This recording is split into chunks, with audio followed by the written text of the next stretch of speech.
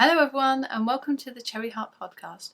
I'm Sandra and this is the Battenberg Blanket special. I just thought I'd do a little separate thing for this, just so the normal podcast doesn't get too long, and also I thought it might be easier if this particular thing was in one place so you could find it. Just because it's a finish, it's a bit of a ta-da moment, I thought I'd celebrate, and I thought I would get some actual Battenberg cake to show you. So this is why this blanket has this name. Let's get a bit of a cake to show you. So this is the famous cake, the Battenberg cake. So as you can see, squares of pink and yellow sponge in a sort of little grid pattern, and that's jam in between. I thought it was like a raspberry pink jam, but it appears to be more of a yellow apricotty jam. In between, holding it all together, all wrapped around with this sort of marzipan outside, with little sugar sprinkled on top. And you can also get, look, you can get mini Battenbergs now. Little mini cakes. How cute. You can kind of see the sugar on those ones better. So yeah, so in case you wondered what on earth I've been talking about, if you've heard me talk about this before, this is the famous Battenberg cake in question. Oh look, there's a darker, sort of more raspberry bit on the bottom. So yeah, so I've been having to beat the family off so they don't eat this in between, because I wanted to show you to celebrate. Have a slice. I shall push it down the audio-visual cables for you. I'm going to try a bit.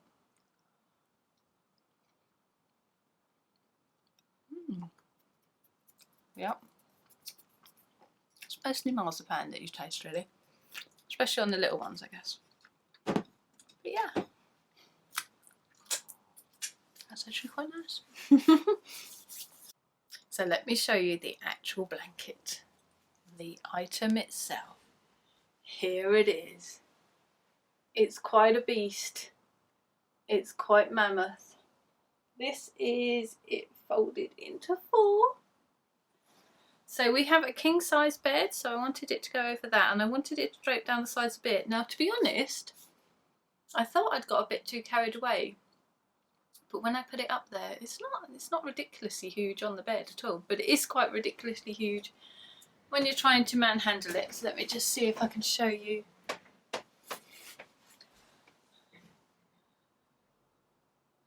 So that's half of it. And then it's got a whole other side. I mean, it's hard to distinguish when you see the whole thing en masse like this. It's just various different coloured squares. But it's pretty big, it's pretty heavy. I shall just wear it for a moment. Ooh! Oh goodness, that'll be warm, won't it? It looks like a quilt, doesn't it? Oh my goodness, I love it. I love it, I love it. So, where to begin? If you've followed the journey of this blanket so far, you'll know a lot of this information, so I guess I will be repeating. But I thought I'd do it as a little separate thing, and then if anyone did want to find out about it, I could put the information here. So this is basically came about because of my love of the Cozy Memories blankets, the knitted blankets that people have been making. And I kind of couldn't face it. I did start one actually, but I quickly stopped it because knitting a whole blanket, it just takes me so long, whereas I can crochet it up quite quickly. So yeah, whereas a knitted blanket is incredibly daunting, a crochet blanket, of course, I'm used to. But what I really liked was the look of the Cozy Memory squares, which I couldn't quite get from just regular crochet, sort of back and forth. So I wanted something in the round so I could have all the lovely right side crochet facing. And so this is what I came up with. And I just really like the idea of being able to like with Cozy Memories blankets where the colours are right next to each other all the time, there's so many sort of, I mean, I guess you can put anything anywhere and it all comes together, but I just like the idea of sort of having a bit of space between to let each colour sort of show and let the whole thing breathe a bit more. And I thought it would look sort of like those really nice kind of farmhousey old quilts, which I love as well. And so yeah, I just really like the effect I got. So I wanted these squares this size. So this is all 4-ply yarn I've used, by the way. So it's all fingering weight 4-ply yarn, sock yarn that I've used. Lots of leftover bits, lots of minis, lots of swaps. Yeah, all kinds of bits in here. And obviously I've got more than one square in each colour. You know, some minis I could get sort of 5 or 6 out of. Some were less, it depended on the size of the mini, some scrappy bits. I don't think I made many more than sort of 6 squares out of any one colour, but it's big enough that I've spread them all out. That, yeah, I was happy with that. Yeah, but for some reason I wanted this teeny tiny size of square, so this is only 3 rounds, so it's a solid granny square pattern that I've used, very basic, very standard. And I just wanted 3 rounds because I wanted this tiny sort of real postage stampy effect, and I don't know quite what possessed me, but I kept thinking and thinking about it. All of 2017 I was thinking about this project and collecting up bits and minis and all my sort of offcuts. Yeah, and then 2018 I've spent making it. So yeah, so that was the basic idea, and I was just going to say I just really like this kind of secondary pattern you get with the little holes of the solid squares sort of lining up and making that sort of diamond shape. Oh, I just love it. It's just been the nicest project to work on. It's just been my favourite thing all year. I've had it and I've put it to the side and just worked on it in bits here and there, you know, a week here, another week there. And it's just been an utter pleasure the whole year. I've never got bored of it, I've never got fed up with it, I've never wished for the end. It's just the most soothing, therapeutic, gorgeous thing to make. But yeah, in fact I had the opposite. I was sad to see the end. Those last sort of few squares, you know, I wanted there to be more to make and more to add on. I just loved it so much. So the way I worked it was because I had, like I said, because I spent a whole year sort of thinking, had this idea and thinking about the fact I was going to do this idea at some point. I've been collecting all my leftover bits of 4-ply from whenever I make socks or shawls or anything else. And I've been collecting minis up. I've done some swaps before from when I made a blanket previously, so I had some left over from that I could use. Whenever I went to a yarn festival, I'd pick up a couple of minis here and there, and then of course I've done a load more yarn swaps as well with all my leftover bits, and so I've sort of accumulated. And I had a massive vat when I sat down. It was sort of around Christmas time last year, actually. I started it actually in 2017. And I sort of accumulated all of these various different bits, and I had quite a lot, and I had probably nearly all that I needed to finish, to be honest, because I'd collected so many. But obviously throughout the year I've added in extra ones of things I've made this year as well.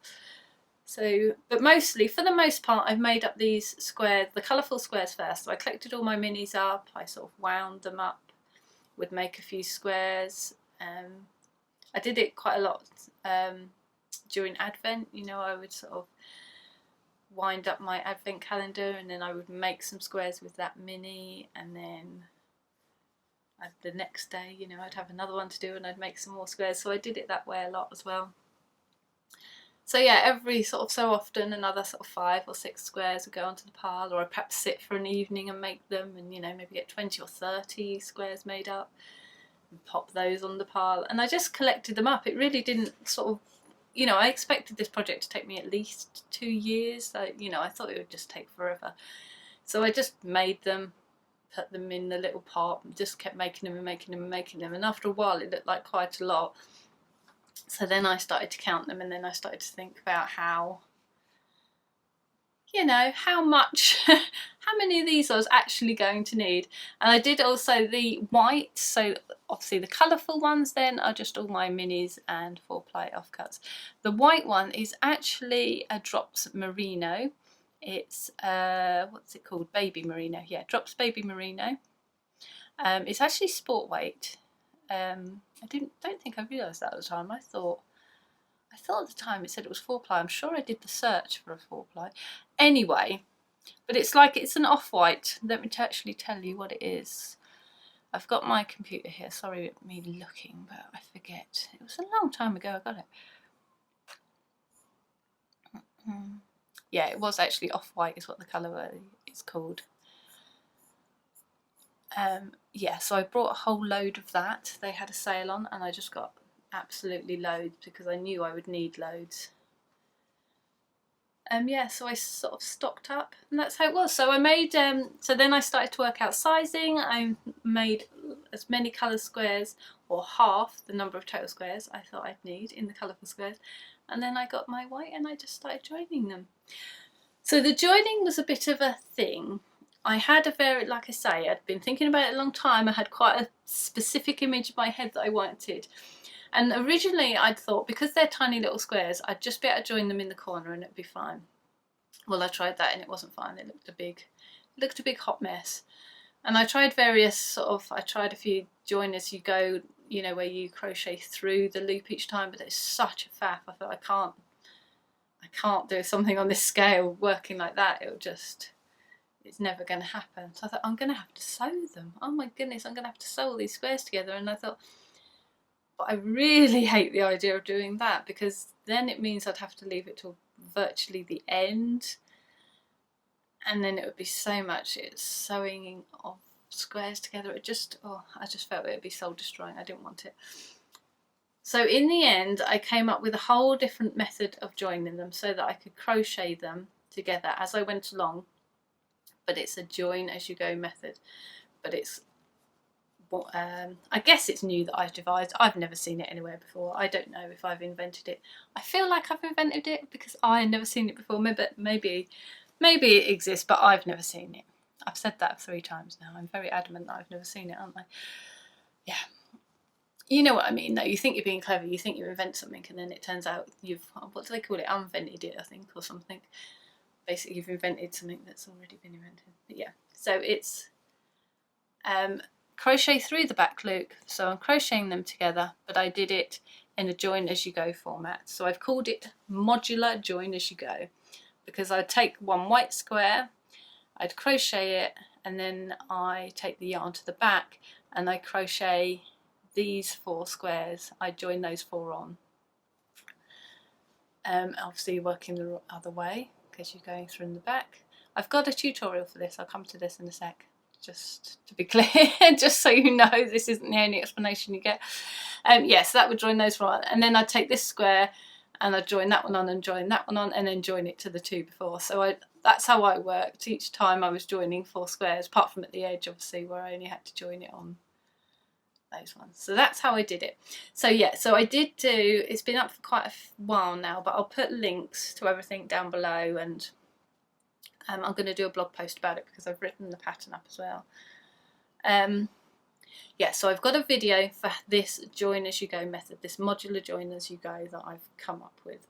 It's on YouTube and I take you through it all step by step, sort of showing you and explaining it all clearly. So hopefully that will be helpful. I know a lot of you have looked at it already and sort of said that it sort of it helped, you know, you get the idea. So hopefully that's good. So I'll put that on there.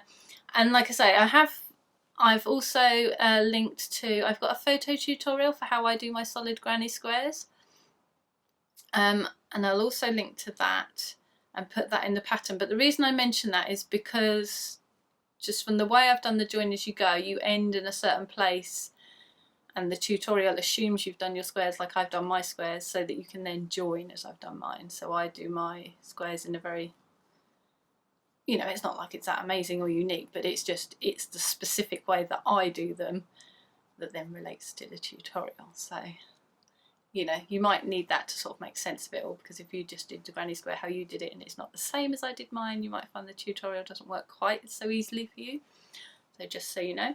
And like I say, I have written up the pattern for this as well, even though it's just squares really, but I've just put the pattern for these in and I've put the pattern for the border in, and it's just so that it's a PDF with all the links in one place. It's just so much more helpful, isn't it, where you can just go to one place to get all the information.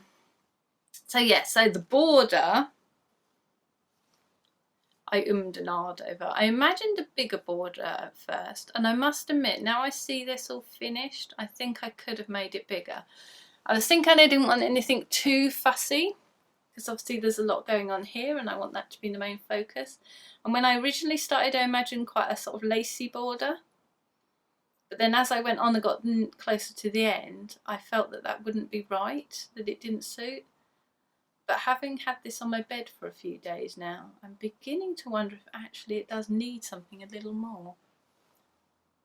So my original inspiration was actually because once I'd done this and seen, oh, this reminds me of Battenberg cakes, I actually sort of thought about, oh, it would just be a nice simple marzipan edging, and it's just got the little frosted sugar little detail. Let's hold up just one bit so you can see it a bit easier.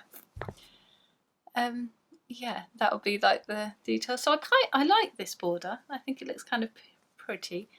Just got a little tiny bit. It's not even lace work really, but just to sort of create a little bit of interest along the side. So I really like it, but I don't know. Whenever I tried, I did lots of samples, but whenever I tried doing something a bit more fussy, it just looked wrong. So maybe it just needs even more. You know, maybe something will strike and I'll know what to do. But yeah, I feel like it needs something a little bit more in retrospect now. But for the meantime, this is how it's going to be. So yeah, so as I say, I have got that written up if you particularly were interested in finishing yours the same way. I knew I didn't want it to be too tiny and thin. I knew I needed something, but maybe I need something a little more. But I like it. I like it like this. I like it with its little marzipan and sugar frosting coating. And I also made up some little mini bergs. These are just little coasters. I just thought, wouldn't it be fun to sort of make them up in the actual colour to see how it looked? So this I joined it with red because I thought it had the raspberry jam. And this is a thinner border, but it's the same marzipan with little pico frosted sugar edges. So that's my little Battenberg. And then I tried it with just, because you know, you can't really see the frosted sugar, can you? The sugar sat on top rather, so I just tried it with more plain outside just to see how it looked. My daughter loves these. She thought these were great. She wanted to make some of these up in Christmas colours, she said, because they could be Christmas coasters. But I call them my little baby bergs. I tried them in some paler colours as well, just to see. I like the sort of kind of fussy border though, actually. Whoops! Yeah, I thought they were cute. Cute little Battenberg coasters. I just joined these in a normal way because obviously the join is in a different colour, so you can't join as you go. So I just joined these after. And then did a round. I could put the pattern for these in as well, actually, if anyone's interested. It's all free, by the way, if I didn't say. Because obviously it's just solid granny squares. It's only, you know, there's the joining method, which I did a tutorial for, but it's only really the border that I'm putting in there that you don't already know. So, you know, it's all free. But yes, I could pop a little thing in there for these as well if you want. If anyone's interested in little baby bird coasters pattern, I can pop that up as well. Yeah, I think the pattern's ready to go, so I should probably get that uploaded and link to that just in case you want to download it, and it'll have all the information in there. So I was going to quickly tell you, I've got a question. Someone asked me a question about this, so I wanted to answer that here about the colours, but I was just going to give you a quick little bit of a rundown of the stats of the thing, just because it's epic. So there's over 1,000 squares in this, which for some sadistic reason, once I realised the kind of numbers I was getting to, I thought, let's make it so it's over 1,000 then. So it's 1,080. So that's 540. Oh no, hang on, I'm looking at my own thing. That's not, it's 1,020. So it's 510 of white, 510 of the coloured squares. And as you see, it's quite huge. It's kind of hard to show you it all. I will pop some pictures in, actually. I'll perhaps put them at the end. I'll just do a few pictures so you can see. So the total weight of the entire thing Oh my goodness, it's 2 kilos. Wow, it's heavy. And it's 8,319 yards altogether. That's epic. That's like twice. Well, it's not quite twice in the other blanket I made. I think I've made some 5,000 ones, but whoa, that's the big baby. This is what you get for full ply yarn as well, I suppose. Yeah, so the white yarn, just because people have been asking about that, 25 balls I used of this. So obviously, you know, that's if you've got squares the same gauge as mine, you're making the same size blanket as me, all the usual caveats. So please only use that as a guide, depending on what you're doing and how your squares are coming out. But yeah, 25 balls of that I used, which is a lot, isn't it? But as I say, luckily I managed to get most of mine in the sale. I did top up later with a few more just to make sure, and I've got some left as it happens, so I didn't need to top up, but that's okay because I've got a plan for those. So the question I got asked was about the colours running, which is an excellent question because obviously that could be a concern. So what I've done for the most part is I've used quite pastel colours. They do look quite strong, some of them in here. There are some stronger ones. But my idea from the start was to use sort of pastel-y colour, lighter yarns, so there wasn't too much contrast between the white and the colourful squares. So that was the main sort of thing. So I haven't gone for anything that's really saturated with colours. I have got some darker ones in there. So where I've got the darker ones, I think there was 3 things I did. So first of all, I've used a lot of offcuts of, you know, leftovers of yarn. So if it's a yarn that I'd already used and washed and known there was no problem with, then I knew I was safe to put it in here, so that was fine. So partly it's because I know the yarn. There were some other ones that I was worried about. That there were a couple that I pre-washed. I actually pre-washed the skeins just because I really liked the colour and I wanted to be sure. Most of them were fine. I literally just opened the skein up, put a little bit of soapy water, warm soapy water, and just gave them a bit of a, just to make sure, because the soap, so when I say soap, I use a little bit of fairy liquid. It just helps any remaining dye molecules release from the yarn, so they will float away. So instead of them doing that when you wash it, they will do it in that water for you, and then you can just rinse, and that's fine. So I did that with literally a handful of ones that I was worried about that I didn't know the yarn. And then there were 2 others mini skeins that I brought. No, 3 others to lie. 3 others that I got in a set. And as I was making the squares, the yarn, you know, was rubbing off onto my fingers. And they weren't that massively dark colours either. They were kind of mid-range though. Let's see if I can find one to show you. I'm not sure I can. But anyway, after I made those squares up, I washed those squares afterwards. So I just did exactly the same thing with the fairy liquid in the washing up bowl. Oh, here's one. So that was one. The green was coming off, so I gave that a little wash before I put it in as well. But this one is the Nora George one. That one I've used and has been absolutely fine, so I know that's okay. So yeah, so that's how I dealt with the issue. I think if it's something you're worried about, I don't know, I think it's an individual's choice basically. For me, I've used my precious 4-ply yarns, indie dyed yarns for the most part, and I'm okay with that being a little bit of a risky choice. I'm not going to be slinging this thing in the washing machine. I'm not going to be getting it out and about for the family to use. It's my precious thing, and it's going to be up in my bedroom on my bed. It's not going to be hauled around by children. It's not going to see really hard, tough use. It's just going to be sort of sat on the bed and looking gorgeous up there and making me happy. I get that that's not for everyone. I get that not everyone wants to make that choice. So, you know, other yarns are available. The same idea would work in commercial yarn if you were more comfortable with that.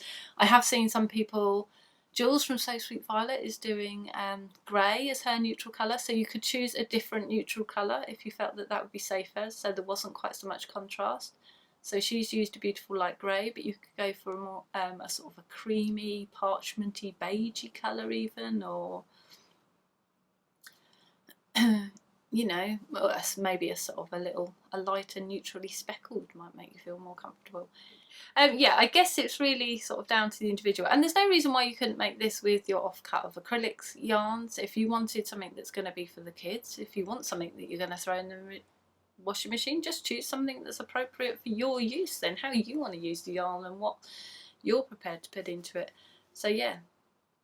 And again with the tiny squares, not for everyone, I know, but it's just the thing that made my heart sing. It's just the way it had to be for me. But you could make 4 or 5 or 6 round squares and, you know, make lots less of them, or make a smaller blanket, or just do a cushion. Whatever works, you know, that's the beauty of these ideas, isn't it? It's just the basic, simple idea, and then you make it what you want. You can make it work for you or not, as you see fit. Yeah, I think that's it then. So as I say, I shall put all those links. I shall probably do a page actually. I think I've got one started already. So I've got a page on my blog, and it'll have all the link to the pattern download, the square photo tutorial, and the joining video tutorial. And the PDF pattern is what will have the border in. So I will link to that down here. So go to that page on my blog, or on my pattern shop, whatever you want to call it, on my website basically. Pop along to that page and you can find everything you need there if you would like to. But I could certainly recommend it. I've loved every second. And yeah, I'm going to go and put this back on my bed, and yeah, I hope you enjoy making yours if you go for it. It was just the most soothing, comforting thing for me, and I hope you have the same experience with yours. Okay, that's it for me then. I shall see you next time. Bye!